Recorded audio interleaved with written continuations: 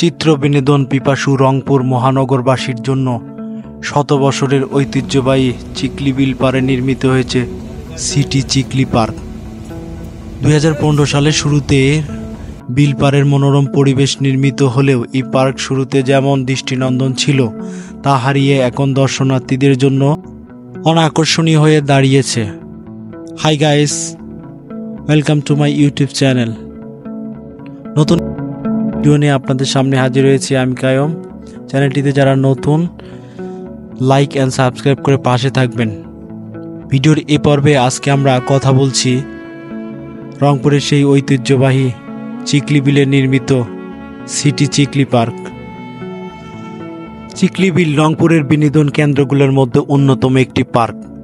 রংপুর বিভাগীয় শহরের উত্তর পাশে দৃষ্টিনন্দন একটি বিনোদন স্পট।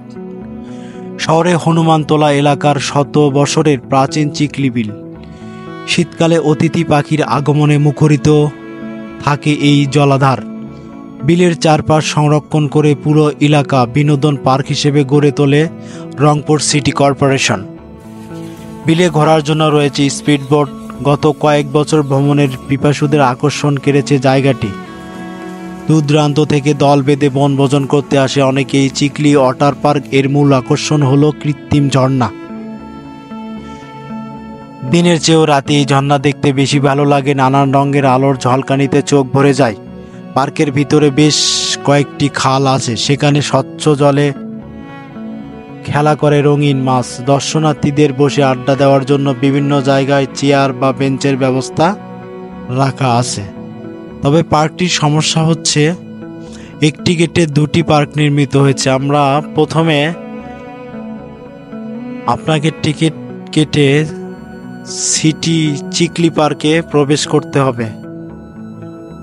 আমাদের উদ্দেশ্য ছিল চিকলি ওয়াটার পার্কে যাওয়ার, কিন্তু আমরা দিনের শুরুতে গিয়েছিলাম, তাই ওয়াটার পার্ক আর এক্সপ্লোর করিনি। আমরা শুধু সিটি পার্কে গিয়েই, সেখানে অনেক গরম ছিল, এই জন্য আমরা পুরো পার্কটা ঘুরে দেখিনি। তো বন্ধুরা, সবার সুস্বাস্থ্য কামনা করে বিদায় নিচ্ছি। আসসালামু আলাইকুম।